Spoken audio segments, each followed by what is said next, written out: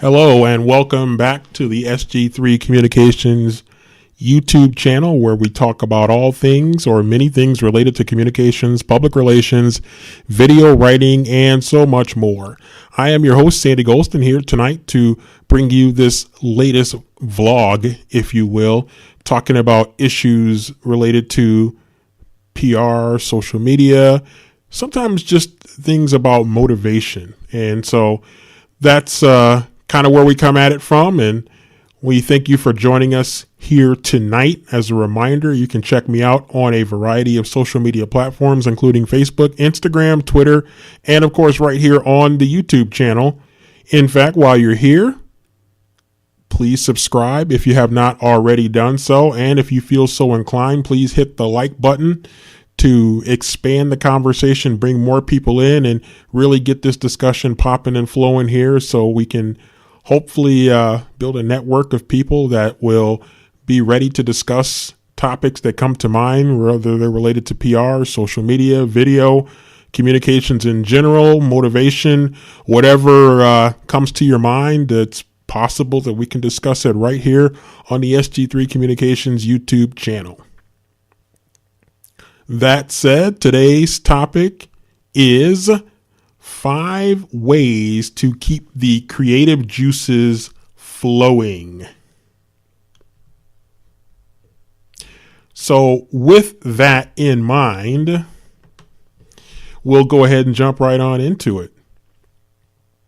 So a lot of this is really centered on writing, because that's a lot of what I do, not only professionally with the work that I do in public relations and social media, but also personally. I'm really an avid creative writer that likes to do a lot of fiction writing. And so sometimes it can be, for some people, a challenge to kind of keep those creative juices flowing. And for others, maybe not so much. And for others, there's just not enough time in a day to get all the things done that they would like to get done. So depending on where you're coming from, your challenges might be bolstered by what we're going to talk about here tonight. And if not, then, well, hopefully you can motivate somebody else who might be having some of those challenges. So writing doesn't just mean putting down your thoughts into words, then typing it or writing it. In the old days, you probably were more likely to get out a pen and or a pencil and do some writing on paper. And today you're more likely to do it digitally on your laptop computer, your desktop computer, your tablet, or whatever, or maybe even just your phone. You have to capture the interest of your readers and to get them interested in reading more of what you have to say. And so it's a challenge, because each reader brings his or her own unique perspectives and his or her own unique interests into what you're writing about. So what are some of the things that you can do when maybe you kind of hit the wall a little bit? Some people call it writer's block. I personally don't feel like I'm impacted by writer's block. If anything, I feel like there's just not enough time, and there's not enough of me to be able to do all the things that I want to do, to be able to write all the things that I want to write, to be able to develop all of the ideas that I have in my head. And so for me, writer's block is not really an issue. It's more an issue of not having enough time to do everything that I want to do. But for those of you who may be struggling to keep those creative juices flowing, we have some tips for you. Tip number 1, keep a diary or a journal with you at all times, or most times. Ideas can be triggered at any time, and when the idea hits you, you want to get it down on paper. There have been times, or on your computer, your laptop, your tablet. Sometimes what I'll do is I'll email the idea to myself. That means typing it on my phone and emailing it to myself, or I'll text it to myself, or I'll put it in my notes on my iPhone, whatever way to put that idea down somewhere where if I come back an hour later and I say, man, I remember I had this idea and I just can't remember what it's all about. It may never come back to you. It may come back to you in an hour. You never know. But if you put it down when the thought crosses your mind, you have a better chance of keeping it, retaining it, and maybe developing it in the future if you're so inclined. Number 2, relax and take time to sort things out. A jumbled mind cannot create any space for new ideas. So if you are taking your old ideas and putting them in the right compartment, whether that means you develop it into something bigger or you just put it off to the side somewhere, you know where it is and you can come back to it if you need to, you know it's there. But if you have everything jumping around in your head all at one time, it can make it difficult to kind of corral all the ideas and to really have a focused perspective that's going to help you to be able to keep those creative juices flowing in a way that's without obstruction or without things that are just outright stopping it. Try to relax every time that you can.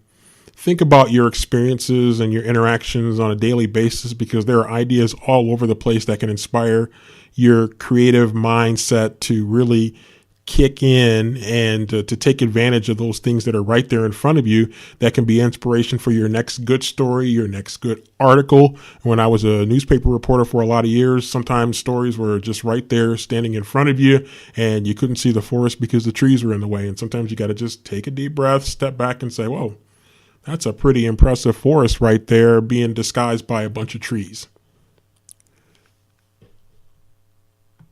Number 3, create a working place that can inspire your creativeness to really work its magic. Your working place can be a hindrance sometimes if it includes many distractions, if it includes things that make you uncomfortable, maybe physically. So it's a chair or something that doesn't work for you, or it's a couch that's too comfortable for you. Those things can get in the way. And so find that sweet spot that helps you to work in a place, in an environment that's comfortable. Surround your working place with objects that make you happy and relaxed. You may put up pictures, or you may have scents, or you may have visuals. You may have the TV. Some people need background noise. Some people need background television. That maybe helps them to kind of multitask in a way. But whatever works for you, find that sweet spot and take advantage of it. Key number 4, set the mood. Setting the mood requires you to just go with the moment or induce yourself to feel what makes your mind work best.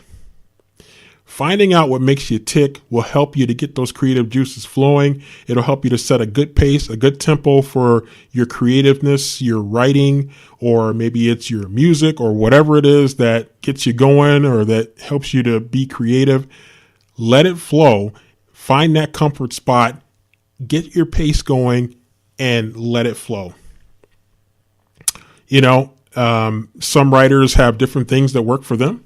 Some writers may drink some wine, some writers, if you're of age, and some writers may, have a stuffed animal, or they may have their favorite blanket or whatever that helps them to get into the right frame of mind. That's going to help them to get flowing with that creativity. And last, but certainly not least, go on a getaway. Sometimes you might need to do like a little writer's retreat if that's your thing. And a lot of people do that. I was watching a video of another YouTuber who went on a writer's retreat with a group of friends. And I thought, man, that is really cool idea. And I've actually been thinking about that for this summer, going on my own little mini writing retreat to a location that's away from home, to just kind of get away from things and to kind of focus on some writing and to focus on getting some fresh air somewhere and just having a good time in a different type of environment that maybe could be beneficial for me. Letting yourself go and have fun produces adrenaline that can make your imagination go wild. Take an adventure or a solemn hike. Whatever it is that is unusual from your daily routine can take the rut out of your schedule. In no time at all, your creativeness will make use of that experience and get your imagination to go into overdrive. So those are 5 tips that maybe will help you to get those creative juices flowing. As a reminder, if you're interested in more about what SG3 Communications can do for you to grow your brand, to grow your business through strategic public relations and social media efforts, visit our website at www.sg3comm.com. That's SG3COMM.com. Find out how we can help you reach your goals. If you don't have your goals, we can help you set those goals, and then we can come up with a strategy that's going to help you to realize your full potential, to maximize your brand, and to grow your business.